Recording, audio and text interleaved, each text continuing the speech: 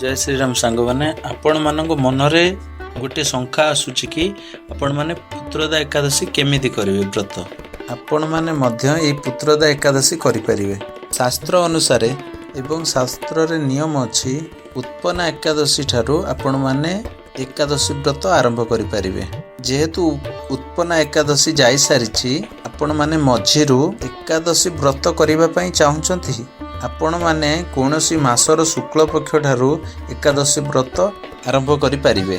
एमिति कोनोसी भक्त अछंती जे कि 24 एकादशी व्रत करूछंती एवं एमिति किछि भक्त अछंती जे कि 24 एकादशी व्रत करि पारुनांती।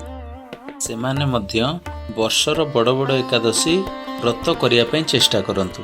31 तारिख बुधवार दिन जेउ पुत्रदा एकादशी अछि आपण माने मध्य करि परिवे एवं जेउ मां मानकर संतान नाही किबा पुत्र संतान नाही खास करी सेही माने ही एई पुत्रदा एकादशी कले अधिकरु अधिक फल प्राप्ति करिथांती।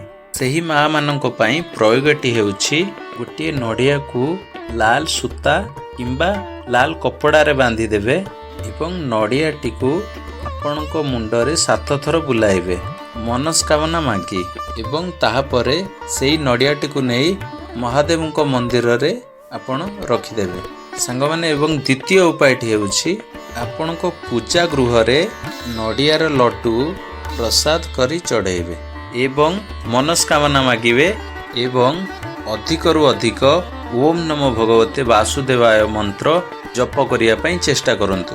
सांग माने ए दुईटी उपाय करिवा द्वारा आपण माने श्री नारायण को कृपा प्राप्त करि परिबे एवं निसंतान संतान लाभ करि परिबे। जय श्री राम।